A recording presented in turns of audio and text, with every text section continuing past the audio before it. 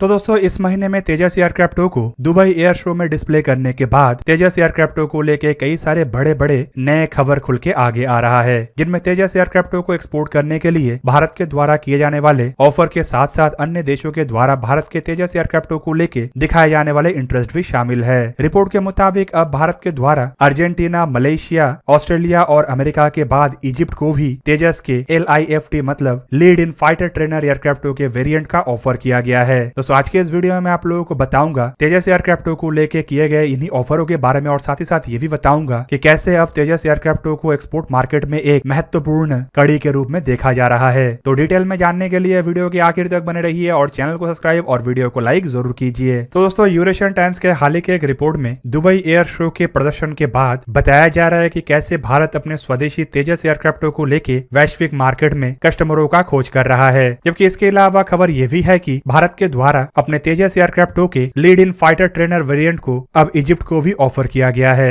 दोस्तों रिपोर्ट के मुताबिक दुबई एयर शो में भारत के तेजस एयरक्राफ्टों ने कई सारे इंटरनेशनल कस्टमरों के फोकस का केंद्र बिंदु बना। दुबई के एयर शो में जहां पे भारत के द्वारा अपने लाइट कॉम्बैट एयरक्राफ्ट के प्रदर्शनी किया गया, तो वहीं पे इंडियन एयरफोर्स के 2 एरोबेटिक टीम ने भी इस एयर शो में अपना प्रदर्शनी दिखाया, जिनमें हॉक एयरक्राफ्टों के सूर्य किरण एरोबेटिक टीम के साथ साथ इंडिजिनियसली बिल्ड ध्रुव हेलीकॉप्टरों के सारंग एरोबेटिक टीम भी शामिल था। दोस्तों ये पहली बार था जब भारत के द्वारा तेजस एयरक्राफ्ट को गल्फ के देशों में किसी एयर शो के लिए प्रदर्शित किया गया होगा। जबकि रिपोर्टों में बताया जा रहा है कि अब तेजस एयरक्राफ्टों को लेकर कई सारे देश इंटरेस्ट जता रहा है, जिनमें मलेशिया, अर्जेंटीना और इजिप्ट सबसे प्रमुख है। इवन रिपोर्ट में यह भी बताया जा रहा है कि संभावित मलेशिया दुनिया में पहली ऐसा देश बने जो भारत के बाद तेजस एयरक्राफ्टों को इस्तेमाल करे। रिपोर्टों में बताया जा रहा है कि कम से कम मलेशिया 18 तेजस जैसे हल्के वजन के एयरक्राफ्टों को खरीदना चाहता है, जबकि ये संख्या भविष्य में बढ़ के और 18 हो सकता है। और इस टेंडर में जितने भी एयरक्राफ्ट है उनमें भारत के तेजस को ही मलेशिया के द्वारा सबसे प्रमुखता के साथ देखा जा रहा है। मलेशियन मीडिया रिपोर्ट के मुताबिक टोटल 6 एयरक्राफ्टों को मलेशिया के टेंडर के लिए ऑफर किया गया है, जिनमें भारत के लाइट कॉम्बैट एयरक्राफ्ट मतलब तेजस के अलावा रशिया के मिकोयान कॉर्पोरेशन के MiG-35, चाइना के L-15 trainer aircraft, south Korean aerospace industry के FA-50, टर्की के टर्किश एरोस्पेस इंडस्ट्री के द्वारा निर्माण किया हुआ हुरजेट नामक एक ट्रेनर एयरक्राफ्ट के साथ साथ इटली के लियोनार्डो के द्वारा बनाया हुआ M346 जैसे ट्रेनर एयरक्राफ्ट भी शामिल है। जबकि दोस्तों पाकिस्तान के अंदर JF-17 थंडर को लेके भी उछल कूद किया गया था और पाकिस्तानी रिपोर्ट में तो इसे लेके कई सारे दावे किया गया था, लेकिन अब ये 6 एयरक्राफ्टों में पाकिस्तान के ये जंग फाइटर नहीं है। इसके अलावा इस टेंडर में रशिया के YAK-130 और अमेरिका के बोइंग द्वारा निर्मित T-7A रेड हॉक जैसे एयरक्राफ्टों को भी एक्सपेक्ट किया जा रहा था, लेकिन वो भी अब टेंडर से बाहर है। मलेशिया के तरफ से अपने टेंडर में जिन शर्तों को रखा गया है उनमें सभी शर्त भारत के ये तेजस एयरक्राफ्ट पूरा कर सकता है। मलेशिया के शर्तों के मुताबिक एयरक्राफ्ट के पास मीडिया रिफ्यूलिंग कैपेबिलिटी होने के साथ साथ beyond visual range air to air missile capability, supersonic flight capability होना चाहिए। जबकि इसके अलावा मलेशिया का एडिशनल शर्त के मुताबिक 30% एयरक्राफ्टों के मैन्युफैक्चरिंग मलेशिया में संपूर्ण होना चाहिए और डील के ऊपर हस्ताक्षर होने के 36 महीने के अंदर एयरक्राफ्टों की डिलीवरी शुरू होना चाहिए। हिंदुस्तान एरोनॉटिक्स लिमिटेड के चेयरमैन डॉक्टर R माधवन की तरफ से भी बयान देते हुए बताया गया है कि मलेशिया के द्वारा जितने शर्तों को रखा गया है उनमें से ज्यादातर भारत के तेजस एयरक्राफ्ट पूरा कर सकता है और चाइना पाकिस्तान के द्वारा ज्वाइंटली बनाया हुआ JF-17 थंडर जैसे एयरक्राफ्टों को भी हवा में आउट परफॉर्म कर सकता है। जबकि ऐसे कुछ और भी कंडीशन है जो फिलहाल भारत मीट नहीं कर रहा है, उसे भी भारत संपूर्ण करने के लिए तैयार है। जैसे कि एयरक्राफ्टों में आवश्यकता पड़ने पे जल्द से जल्द ऑनबोर्ड ऑक्सीजन जनरेटर सिस्टमों को भी लगाया जा सकता है। दूसरी तरफ अगर मलेशियन एयरफोर्स के टेंडर को देखा जाए तो इससे जंग फाइटर को बाहर रखने के पीछे मेन कारण है एयरक्राफ्टों के खामियां जो एयरक्राफ्टों के टेंडर को मीट नहीं कर रहा था। जैसे कि जंग फाइटर जैसे एयरक्राफ्टों में active electronical scan array radar नहीं है और साथ ही साथ ये मीडिया रिफ्यूल नहीं कर सकता है और इसे लेके फिलहाल चाइना और पाकिस्तान काम कर रहा है। दोस्तों इस टेंडर में शामिल बाकी 5 एयरक्राफ्टों को अगर तेजस एयरक्राफ्टों के साथ कंपेयर किया जाए तो हम अगर यहाँ पे टर्की के एयरक्राफ्टों का नाम लेते हैं तो आपको पता चलेगा कि ये जो एयरक्राफ्ट है ये अभी तक अपना पहला उड़ान नहीं भरा, इसलिए टर्की के एयरक्राफ्टों के संभावनाएं लगभग ना के बराबर है। दूसरी तरफ अगर चाइना की तरफ से ऑफर किया हुआ L-15 एयरक्राफ्टों को देखा जाए तो इसका भी संभावनाएं काफी कम है, क्योंकि चाइना और मलेशिया का रिश्ता इतना मधुर नहीं है कि मलेशिया फिलहाल चाइना के एयरक्राफ्टों को खरीदने का कोई रिस्क ले। इवन आप सब लोगों को पता ही होगा कि साउथ चाइना सी के डिस्प्यूट में दोनों देश एक दूसरे के आमने सामने हैं और कई बार दोनों देशों के बीच में जबानी लड़ाई भी हो चुका है। जबकि भारत के द्वारा मलेशिया को तेजस मार्क 1A जैसे एयरक्राफ्टों का ऑफर किया जा रहा है, जो कि हाल ही में ही इंडियन एयरफोर्स के लिए खरीदने के लिए एक डील के तहत ऑर्डर प्लेस किया गया है। दोस्तों ये जो तेजस मार्क 1A एयरक्राफ्ट है ये active electronical scan array radar से भी लैस होगा और साथ ही साथ air to air refuelling capability के साथ भी लैस होगा। और दोस्तों ये जो एयरक्राफ्ट है ये कोई ऐसा एयरक्राफ्ट नहीं है जो भारत इस्तेमाल ना कर रहा हो। दूसरी तरफ अगर मलेशिया के एयरक्राफ्टों को खरीदने का बजट को देखा जाए तो रिपोर्ट में बताया जा रहा है कि मलेशिया 18 एयरक्राफ्ट को खरीदने के लिए $900 मिलियन खर्चा करना चाहता है। मतलब हर एक एयरक्राफ्ट के लिए मलेशिया करीबन $50 मिलियन खर्चा करना चाहता है। और ऐसे में भारत के तेजस एयरक्राफ्टों को लेकर भी बताया जा रहा है कि इतने ही प्राइस में भारत मलेशिया को इन एयरक्राफ्टों का ऑफर किया है। दूसरी तरफ अगर भारत के इन एयरक्राफ्टों के साथ कोरिया या फिर रशिया के एयरक्राफ्टों को कंपेयर किया जाए तो आपको पता चलेगा कि कोरिया के एयरक्राफ्ट भारत के एयरक्राफ्टों के तुलना में थोड़ा कॉस्टली है और ये संभावित मलेशिया के बजट के बाहर भी जा सकता है। जबकि MiG-35 जैसे एयरक्राफ्टों का कॉस्ट इससे भी काफी अधिक है और इस वजह से MiG-35 जैसे एयरक्राफ्टों के संभावनाएं भी काफी कम है। पर अगर मलेशिया के द्वारा अपने बजट को बढ़ाया जाता है तो संभावित ये दोनों एयरक्राफ्ट भी भारत के तेजस एयरक्राफ्टों को टक्कर दे सकता है। दोस्तों मलेशिया से अगर आगे बढ़े तो मलेशिया के अलावा भी कई सारे देश भारत के तेजस एयरक्राफ्टों को लेकर इंटरेस्ट दिखा रहा है, जिनमें सबसे नया नवेला नाम है इजिप्ट का।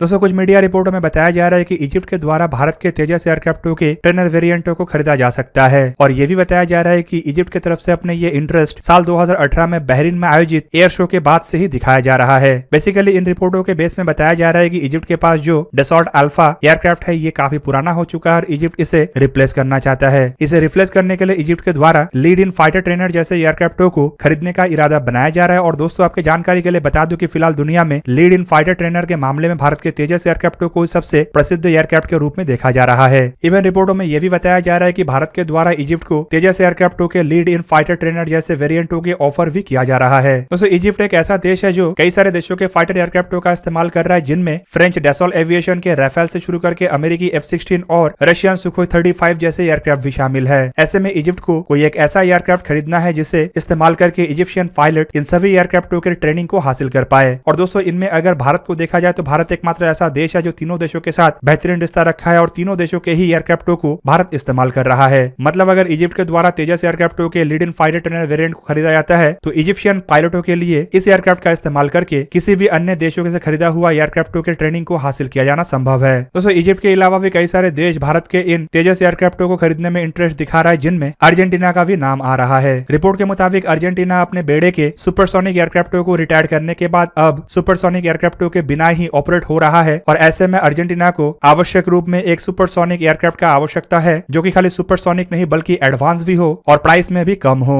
अर्जेंटीना के सामने जहां पे कई सारे ऑप्शन है, लेकिन वहीं पे ब्रिटेन के एम्बार्गो की वजह से अर्जेंटीना लगभग इनमें से आधे से ज्यादा ऑप्शनों के तहत आगे नहीं बढ़ पा रहा है। अर्जेंटीना के सामने FA-50 जैसे एयरक्राफ्टों का भी एक ऑप्शन था, लेकिन ब्रिटेन के एम्बार्गो के वजह से अब अर्जेंटीना के द्वारा FA-50 जैसे एयरक्राफ्टों को खरीदना पॉसिबल नहीं है। जबकि तेजस एयरक्राफ्टों में भी ऐसे ही मुश्किलें हैं, लेकिन रिपोर्ट में बताया जा रहा है कि भारत इस तरीके के मुश्किलों को भी सॉल्व करने के लिए नया बंदोबस्त कर रहा है। अर्जेंटीना के बाद अगर नाम आता है तो सबसे अधिक चर्चा अब ऑस्ट्रेलिया, अमेरिका और साथ ही साथ श्रीलंका को लेकर भी किया जा रहा है। रिपोर्ट के मुताबिक ऑस्ट्रेलिया भी अपने बेड़े के लिए एक lead in fighter trainer aircraft ढूंढ रहा है और ऑस्ट्रेलिया इन एयरक्राफ्टों का इस्तेमाल करके अपने बेड़े के हॉक मार्क 127 जैसे एयरक्राफ्टों को रिप्लेस करना चाहता है। ऑस्ट्रेलिया के पास करीबन ऐसे 30 हॉक मार्क 127 एयरक्राफ्ट है और इसे ऑस्ट्रेलिया साल 2001 से इस्तेमाल कर रहा है और आने वाले कुछ सालों के अंदर ऑस्ट्रेलिया इन सभी एयरक्राफ्टों को रिटायर करना चाहता है। ऐसे में ऑस्ट्रेलिया को एक सुपरसोनिक ऐसा ट्रेनर एयरक्राफ्ट का आवश्यकता है जो ऑस्ट्रेलिया के जरूरत को पूरा कर सके। हिंदुस्तान एरोनॉटिक्स लिमिटेड की सालाना रिपोर्ट में यह भी बताया गया था कि ऑस्ट्रेलिया के द्वारा अपने एयरक्राफ्टों की आवश्यकताओं को पूरा करने के लिए एक रिक्वेस्ट फॉर इन्फॉर्मेशन जारी किया गया था और हिंदुस्तान एरोनॉटिक्स लिमिटेड की तरफ से इस रिक्वेस्ट फॉर इन्फॉर्मेशन को लेकर अपने रिस्पॉन्स भी दिया गया है। ऑस्ट्रेलिया के बाद दोस्तों नाम आता है अमेरिकी नेवी का। अमेरिकी नेवी अपने carrier borne multi role fighter एयरक्राफ्टों के पायलटों के ट्रेनिंग के लिए एक ऐसे एयरक्राफ्ट का तलाश कर रहा है जो लीड इन फाइटर ट्रेनर भी हो और कैरियर बॉर्न ऑपरेशनों के लिए ट्रेनिंग भी प्रोवाइड कर सके। ऐसे में भारत के तेजस एयरक्राफ्टों से बेहतरीन ऑप्शन शायद ही दुनिया में किसी और देश के पास होगा। पर दोस्तों अमेरिका के खुद के पास कुछ ऑप्शन है, जिस वजह से संभावित अन्य देशों के साथ भारत जिस तरीके से आगे बढ़ रहा है शायद उतना मजबूती के साथ भारत अमेरिका के साथ ना आगे बढ़े। अमेरिका अपने बेड़े के लिए भी कुछ फाइटर ट्रेनर एयरक्राफ्टों के डेवलपमेंट कर रहा है, जिसमें बोइंग के एयरक्राफ्ट से शुरू करके साप ग्रुप की तरफ से ज्वाइंटली निर्माण किए जाने वाले एयरक्राफ्ट तक शामिल है। जबकि इस लिस्ट में और एक मजबूत दावेदार के रूप में श्रीलंका को भी देखा जा रहा है और बताया जा रहा है कि श्रीलंकन एयरफोर्स की तरफ से अपने बेड़े के लिए कुछ नए एयरक्राफ्टों को खरीदने का इंटरेस्ट जताया गया, जिनमें एक मॉडर्न, आधुनिक और सस्ता एयरक्राफ्ट हो। दोस्तों श्रीलंका के एयरफोर्स की आवश्यकताओं को अगर देखा जाए तो श्रीलंका के एयरफोर्स को उतना बड़ा एयरफोर्स के रूप में देखा नहीं जाता है और सिविल वॉर समाप्त होने के बाद श्रीलंकन एयरफोर्स को इतना अधिक एयरक्राफ्टों का भी आवश्यकता नहीं पड़ा। पर श्रीलंका फिलहाल अपने बेड़े के पुराने एयरक्राफ्टों को रिटायर करना चाहता है और दोस्तों श्रीलंका के इस मंसूबे को देखते हुए चाइना पाकिस्तान की तरफ से ज्वाइंटली बनाया हुआ जंग फाइटरों का भी ऑफर श्रीलंका को किया गया था, लेकिन श्रीलंका के द्वारा ऑलरेडी इस ऑफर को झुटलाया जा चुका है। रिपोर्ट में बताया जा रहा है कि श्रीलंका के द्वारा भारत के तेजस एयरक्राफ्टों को लेकर इंटरेस्ट जताया जा रहा है और संभावित श्रीलंका उन देशों के लिस्ट में है जो भारत से तेजस एयरक्राफ्टों को खरीद सकता है। इवन दोस्तों अगर देखा जाए तो श्रीलंका के सामने तेजस एयरक्राफ्ट के रूप में सबसे बढ़िया ऑप्शन इसीलिए भी है है क्योंकि इसमें दुनिया के सबसे बेहतरीन कंपोनेंटों का इस्तेमाल किया गया है, जैसे कि अमेरिकी इंजन, इजरायली रडार और भारत के अन्य टेक्नोलॉजी। और दूसरी तरफ अगर देखा जाए तो इस कारण से तेजस एयरक्राफ्ट 2 के मेंटेनेंस रशियन एयरक्राफ्ट 2 के तुलना में काफी कम है। पर दोस्तों श्रीलंका के सामने एक बड़ा चुनौती है उसका गिरता हुआ इकोनॉमी। श्रीलंका की इकोनॉमी को देखते हुए एक्सपर्टों का मानना है कि श्रीलंका अपने मिलिट्री के लिए इतना बड़ा पैसा खर्चा नहीं करेगा। इवन श्रीलंका को इतना अधिक मिलिट्री हार्डवेयर का भी आवश्यकता नहीं है। और अगर श्रीलंका के द्वारा अपने मिलिट्री को मॉडर्नाइज करने के लिए लाइन ऑफ क्रेडिट से कुछ हथियारों को खरीदा जाता है, तब भी ये पाकिस्तान के औकात के बाहर है कि पाकिस्तान श्रीलंका को लाइन ऑफ क्रेडिट दे सके, क्योंकि पाकिस्तान का खुद का ही सिचुएशन खराब है और पाकिस्तान सारा दुनिया में हाथ फैला रहा है। ऐसे में जंग फाइटर को लेके चाइना श्रीलंका को लाइन ऑफ क्रेडिट दे सकता है, लेकिन चाइना के कर्ज के जाल में जिस तरीके से श्रीलंका फंसा हुआ है, हमें नहीं लगता है कि श्रीलंका फिर से अपने आप को वैसे ही कर्ज के जाल में फंसाने का प्रयास करेगा। ऐसे में श्रीलंका अगर लाइन ऑफ क्रेडिट के तहत आगे बढ़ता है तो भारत श्रीलंका के खाली पड़ोसी और सबसे क्लोज फ्रेंड एलाई नहीं है, बल्कि एक इकोनॉमिक पार्टनर भी है। और भारत कई बार श्रीलंका को इकोनॉमिकल क्राइसिस से भी बाहर निकलने में मदद कर चुका है। कुल मिलाकर इसी वजह से एक्सपर्टों का मानना है कि अगर श्रीलंका अपने बजट से बाहर जाके कोई फाइटर एयरक्राफ्ट खरीदने का प्रयास करता है तो श्रीलंका के सामने भारत के तेजस ही सबसे बेहतरीन ऑप्शन होगा। तो दोस्तों ये था आज का वीडियो। अगर आपको वीडियो अच्छा लगा तो लाइक कीजिए और मेरे चैनल को सब्सक्राइब कीजिए और साथ में बना हुआ बेल आइकन को भी प्रेस कर दीजिए ताकि आप मेरा वीडियो देख पाए सबसे पहले। जय हिंद।